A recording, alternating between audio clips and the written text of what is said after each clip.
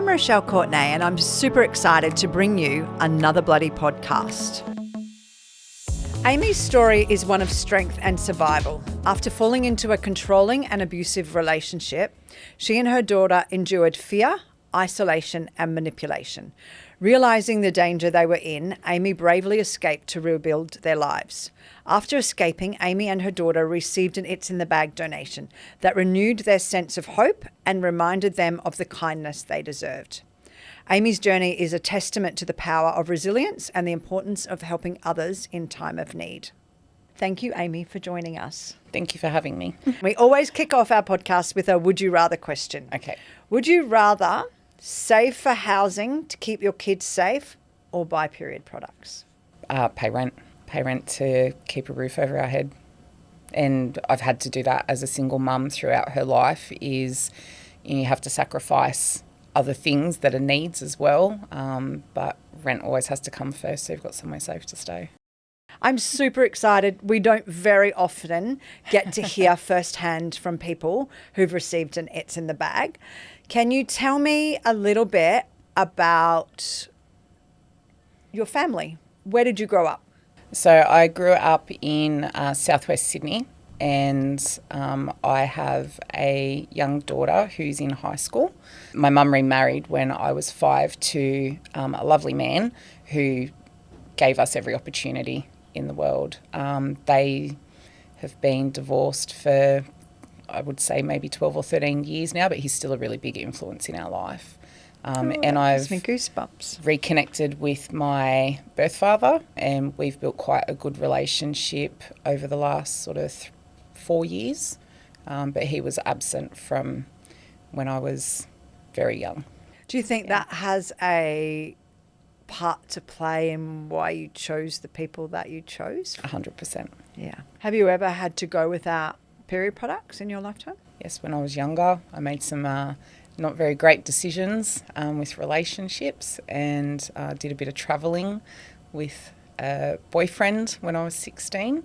And things were tight. We were 16. We had no idea what we were doing or where we were going. And yeah, we chose, to buy food and pay for rent and to get to and from work. And yeah, things would get missed. And period products was one of them. And so what did you use instead of period products? Toilet paper. Wadded up toilet paper, right? Yep. So you were 16, living with a partner? Yep, a boyfriend. How old were you when you left home? I was 16, so I think I was always seeking to be loved by a man because I missed my dad from when I was little, and it's something that I struggled with my whole life. I've made really unhealthy relationship choices in my life, and he was the first one. So my mum and my stepdad, because they loved me, and I can say that now many years later, but because they loved me, they forbid me to see him. So I ran away from home for 2 years. Wow, that must have made your mother heartbroken, right? Literally, yeah. It did take a long time to rebuild that relationship, but my mum is one of my closest allies in this world, and we have a very, very strong relationship, and she also does with my daughter as well. Yeah. It's interesting, though, how it comes back to a dad vacating the love, right? And how that trauma has some replications throughout your life. I know for me, that was what happened with me. And you're always, like you just said, looking for somebody to love you when it was not there when you were little, right? Yeah, and I think I was very fortunate with my stepdad coming into our lives, and we were living below the poverty line, my mum, myself and my younger brother, and he came in and we moved into his mansion of a house, and we had every opportunity possible. We went to the best schools, we had jobs in the family business, we were treated as we were his children, and we still are to this day, and I'm eternally grateful for him, but he wasn't my dad. And it's something that I struggled with my whole life, and Mum supported me the best that she could through that time, but it was something that had never gone away. I got really sick in 2020, and I found out that I had a hereditary illness, and I tracked him down on Facebook, and that's how we connected. And he rang me, and we kicked it off from there, and I have a really good relationship with him on the phone. I've seen him once in the 4 years because COVID was part of that. But he lives up here. He lives in Queensland. But we talk regularly. We FaceTime. He has made amends, I think, with choices that he made, and I've had to move past the hurt of not having him there in my childhood. So the first man that breaks your heart should never be your dad, right? That's right. Yeah. He's making up for it now. Yeah. Well, and you never know what his story is, right? That's right. But 3 sides to a story. So, what was your first relationship where you realised that it wasn't right? The relationship when I was 16. We were very young. We were so very young. I fell pregnant when I was 16, and I was pretty adamant that this was the love of my life. It was a really big time when Romeo and Juliet was out, so that did influence a lot, I think. But he was the love of my life, and I wanted to spend the rest of my life with him. We were going to have a baby, and it was going to be great. And then I think reality kicked in, and I came to the realisation that I had nothing to offer a baby. He was not a safe person. It wasn't a healthy relationship. There was a lot of drug use, and he was associated with a lot of people around the sort of drug scene. I had found out that he'd been with multiple other women, and I just thought, I don't want to bring a baby into this. I have nothing to offer. We were moving from house to house, place to place. It just wasn't the right time. I walked away from that when I was 18, and I didn't walk away from that. I attempted suicide, and I ended up in hospital. I had my stomach pumped, and they rang my mum because she was my next of kin. And my mum came in and she said to me, well, are you coming home with me or going home with him? And I remember I looked her dead in the eyes and said, I'm going home with him. And she went, all right then. And she turned around and walked away. And as soon as she got out of those doors and the doors closed, I just burst into tears and said, I just want to come home. I want my mum. I want to come home. I can't live this life. So it took a long time to recover from that. I bet it did. There was a lot of, emotional sort of Did you get help trauma. then? I did. Part of my contract that my parents created me to move back home was that I had to work at the family business. I had to go to night school to get a qualification, and I had to go to counselling. And so I accessed a local community service, and I was seeing a youth counsellor. I had seen her for about 2 years to sort of get through what I went through. And then when I came out the other end, I went and did my Diploma of Community Services in youth work, and I work in it now. Oh, so lived experience is so important, right? Over 20 years ago. Oh, wow. I did that qualification. And I've dipped in and out of community services since then and had some different career paths, but I always come back to that. You can be that one person that makes a difference. And it means the world to me. Like coming on this podcast, right? Yeah. It's funny how this happened. Yeah, you have to be brave. And like when we put together a bag, we never expect that we're going to hear from the person who receives it. And we know that anyone who's receiving a bag is exceptionally worthy, right? Yeah. But we also don't want anything in return. So when you put your hand up to come on and talk to us about the fact that you'd received a bag and your daughter received a bag, we're like, oh my God, that's like winning it's in the bag lotto for us, because we want to hear some stories, but we also know that we give without wanting anything in return. That bag was a very big turning point in my life, and we were not in a great situation. We had not come out of a great situation when I received that bag. The first Christmas after we received our bags, every year we make a bag each to donate. I just think that it can change someone's life beyond what you can imagine. Yeah. Okay. And then look at us. We're both starting to tear. So can you take me back? How did you receive a bag? What happened there? So I had left my second marriage. My daughter at the time was 9 years old, and I had to rebuild our life again. If the laws that were in place now were in place 4.5 years ago, I 100% believe he would have been charged with coercive control. The impact that he had on me mentally and emotionally and my daughter, you can't reverse that. and we've had to learn to get through a lot. Everybody around me could see it, but everyone was too scared to say anything. And slowly over the years we were together, people started disappearing. And it was done so slowly and so well, and the manipulation that happened over those years stripped me of who I was as a person. How old was your daughter when you first met him? She was 5. The story that he had told me initially was that he was separated from his wife, but they were living in the same house because his ex had a form of cancer, and they wanted to raise the children together. And I had no reason to think that this man was lying to me. He even sent me photos of his bedroom setup. And to this day, I can't figure out whose bedroom it was.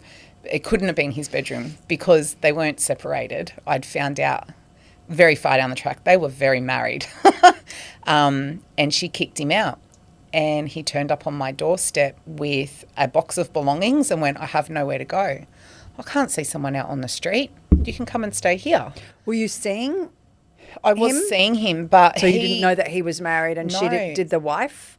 She knew that there was somebody. else.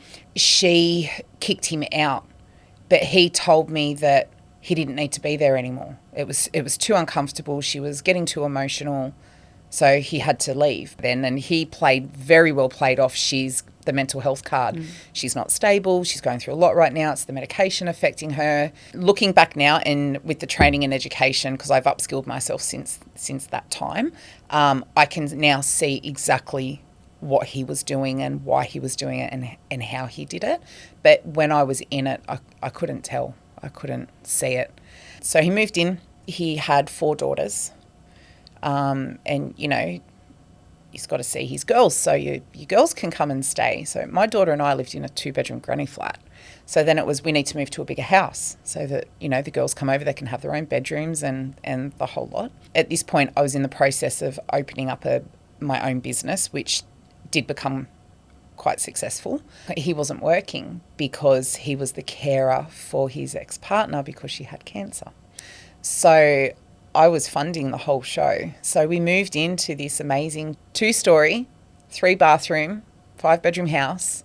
That you were funding? That I was funding, yep. And, bought all the things for the girls so they all had beautiful bedrooms and they felt included and the whole lot. Little things over time, and I probably couldn't tell you the exact time frame that we were together that things started happening, but it ended up with now what you would call love bombing, lots of love bombing, very extravagant stories, very extreme.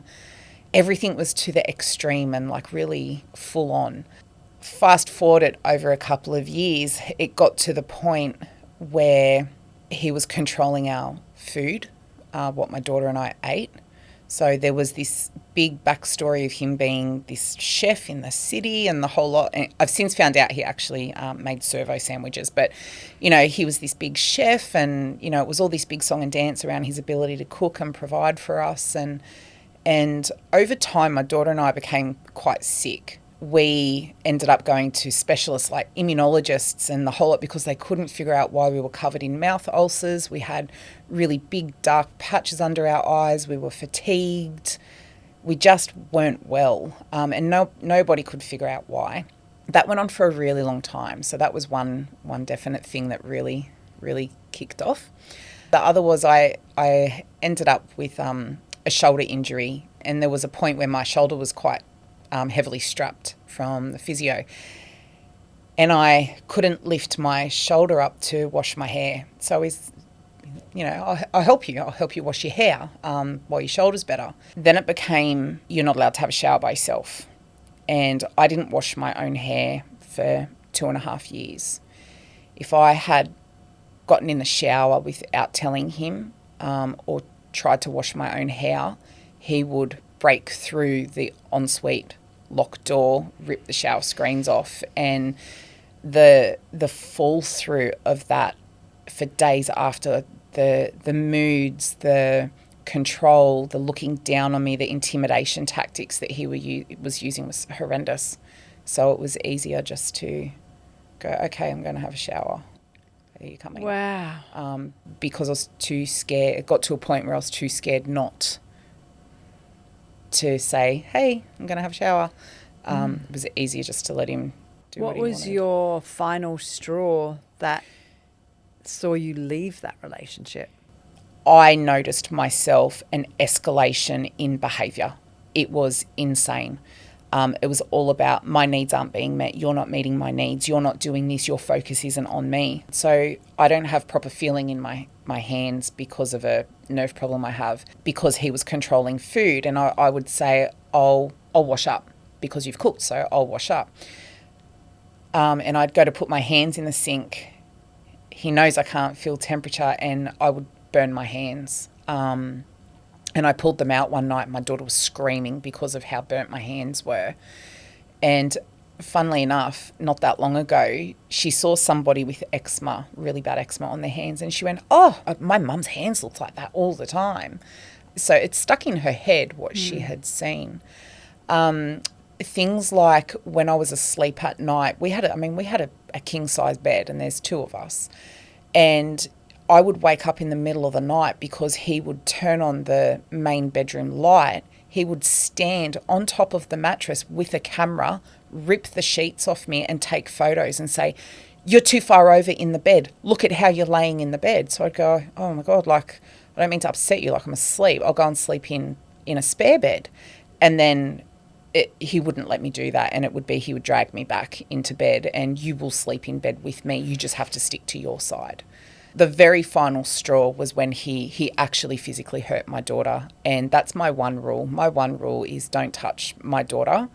You know, she needs to be provided with care, safety and love. And if you break any of those, like we are done. And I think that was the wake-up call for me, was his behaviour was escalating to a point where he was hurting my dog. He would kick the toy too hard or not see her and tread on her, which you can clearly see her. She's a giant ball of white fluff. My daughter had a wart burnt off on her finger, and after dinner we were sitting down playing board games, and he walked past and slammed his giant man-sized hand on top of her hand, knowing that the wart she had on her finger was sore, and she was crying hysterically because of how much pain it caused her. And then he body slammed her into a door frame. And then that's when I said, we're done. I can't do this anymore. We're done. There was a way somehow he was recording, or he knew what we were doing or where we were going or who I was talking to.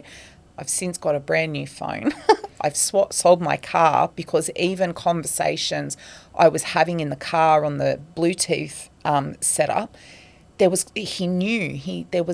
he knew conversations I was having or key things I was saying, and he'd mention it or he'd say something very similar, and I'd think, why would you say that? Like, I was talking about that today. So it got to the point where none of my friends or family were allowed to come to our house anymore. He had pretty much made them feel that uncomfortable that they couldn't bear the thought of coming over because of the intimidation that he would use with them. It got to a point where I would meet my best friend at a local train station. She would park in another row way up the back, and I would get out of the car and walk to her car and sit in her car to talk, because I felt like I was going crazy, and I wasn't. He clearly had something that was recording or tracking or doing something, because as soon as I got rid of the phone, as soon as I got rid of the car, it stopped. How did you end up in a domestic violence service? The day after that had happened with my daughter, I called a local women's health centre, and I was crying. I was in the backyard because I was worried I was being recorded or something. And I spoke to the receptionist and I said, I think I need to speak to someone. I don't think that my daughter and I are safe. And they were absolutely amazing. And if it wasn't for them, I reckon I'd still be there. Within 10 minutes, I had a female counsellor call me back, and she said, tell me what's happening. And she said, we need to plan to get you out. So I got my ducks in a row very quickly. I researched online and secured a rental property. I booked a removalist while he was at work. He wasn't happy with that. He did calm down after a while and encouraged me somehow to go and see a marriage counsellor. So we did a couple of sessions at a marriage counsellor, and on the last session, I think we did 5 or 6 all up. On the last session, halfway through, she said, "I'm stopping this session now," and she asked him to leave. She told me to stay and wait, and she said to me, "We need to do a safety plan." She said, "I'm concerned you're in significant danger." She said, "In my 30 years of practice, I have never met a narcissist as bad as him." Covered in goosebumps. Yeah. Did he come back into the room? What happened at the end of that conversation? He was ropeable. He was so angry, and she asked him to leave the property because she had her offices on her, like, sort of semi-rural property. And he stormed out of the office, got in his car, slammed the door and left. She locked the gates, and then she locked the door. And then we sat down, and she said, "I'm very concerned. I've never seen a narcissist quite this bad." So we talked about what safety looks like. So where was my daughter right now? She was with my mum. You need to go and get your dog, and you need to go to your mum's. Can you stay there for a while? And I said, "Yeah, I can stay there." And then it was a case of, when do you go back? Because then you start living in fear. So I only stayed there for a night. Part of the plan as well was to contact my neighbours. So the property I'd moved into was a battle axe block with big gates on the front, and we were surrounded by houses. So part of my safety plan was to get in touch with my neighbours to let them know that what was happening. If they heard anything or if I needed help, could they call the police? And they were all fine. They were all 100% That's fine. a brave doing thing that. to admit that that's where you are in a new place too, though, right? That's right. It's hi, I'm your new neighbour. I've got a bit of drama happening. Yeah. Like it's not nice because people judge. Well, that's on them. Yeah. Right. Funnily enough, after we'd not been living there for 6 weeks, my daughter and I stopped being sick. Our mouth ulcers had gone. Our skin colour was back to normal. My doctor was on this for a while because she couldn't figure out why we were both sick with these symptoms. And I said to her, do you think he could have been like poisoning us given the like control around food? And she said, I'm pretty sure that's what it was. So can you tell me how you received a bag? So because I'd accessed the Women's Health Centre and I was seeing a DV counsellor. So I remember we were in COVID. I had to close my business because I lost all my contracts. And then I found another job, but then was pretty much straight away put on like minimal reduced hours because no one could go to work. And I was trying to rebuild our lives. Things were really, really tight, like so tight, like toast for dinner tight. And my counsellor is the most loveliest lady in the world. She rang me and said, look, she said, we've just got a donation. And she said, I just really think that this would help you and your daughter. Can you come down between these times, wear a mask, and I've got a little something for you both. And I was like, oh, that's really sweet. I thought it was like a box of chocolates or something for Christmas, not realising that we both got a bag. And at that point, I didn't know what they were. So we took them home, and it's a feeling that you can't quite describe. It's such a humbling starting feeling and restores your faith in humanity that not all people are like this. Yeah. Sorry. I can't imagine, toast for dinner. And I think it's not about the gift for Christmas. It's about the contents of what was in the bag. So I had a lot of difficulty having showers because I had become very scared of having a shower and washing my hair. And there was shampoo and there was body wash and there was like all this nice bathroom stuff that I hadn't bought because I was so scared. And even though it was just my daughter and I'd lock all the windows and doors. I would push the washing basket up against the bathroom door and I was in and out because I just didn't like being in the shower. It was just not a nice feeling. And as silly as it sounds, the fact that someone has gone in their own time to pick something out for somebody and they've thought about the person receiving it is it restores your dignity and your self-worth. And I do deserve to have these things, and I do deserve to have a shower and smell nice and wash my hair with nice hair products and, you know, put on some nice deodorant and brush my teeth with a new toothbrush. And nobody would understand that feeling, I don't think, unless you were in that situation. There was a notebook and a pen which I used with my counsellor for my homework because she taught me about Charmed and Dangerous. We went through all of that. So I used the notebook and the pen and I wrote my journal and I reflected on that, so I knew what the red flags were and that I was making the right decision. I got a key ring, and it was a little warrior Lego keyring lady that I brought with me today because she still lives on my keys every day. And that key ring gave me the strength to say, I can do this. I can make our world good. And she's with you every day since then? Every day. She's on my key ring every day. Today's the only day I've taken it off my keys. I just wonder if the person who put this together would ever go, oh my God, I put a Lego key ring in there. That's the difference that my bag made to somebody. I put together bags, and I do it because I say it's so selfish. I love putting together bags.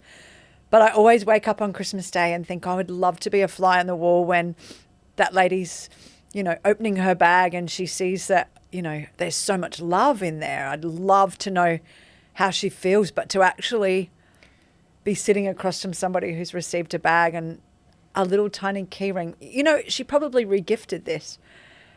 Possibly. And how magical it makes you feel.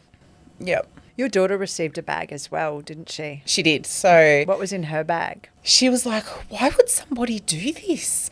They don't even know us. It was very cute. She got bath bombs in hers. She got a notebook. She got a really pretty little necklace, which she still has now. Because we were talking about it last night. So I said to her, remember, I'm going to do this tomorrow. And she's like, oh, I remember that bag. And she said to me, I still have the blanket, still got it to this day. It still comes out at winter time. And she also remembers receiving that off somebody that was a nice person. And, you know, it just reinstills in a young child that there are beautiful people out there still.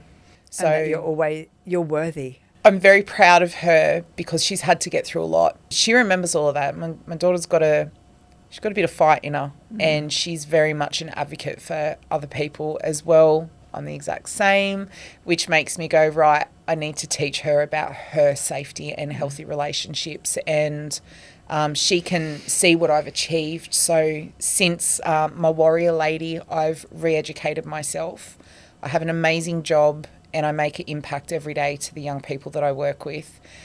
I bought a book, The Barefoot Investor, and followed it to a T, and I have just bought my own unit. And I want to role model to my daughter that you don't need a man to do this. If it's not a healthy relationship, there's nothing attached to that. You can do this successfully on your own.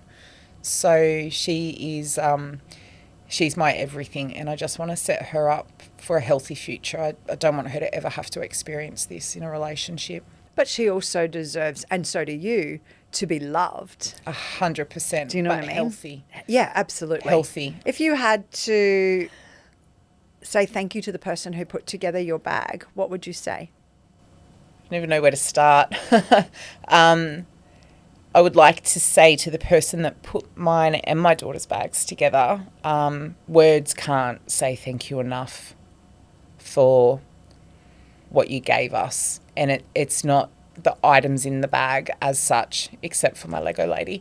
It's that you've taken the time and you've thought about somebody else that is in a rough space, and you've shown that there are good people out there.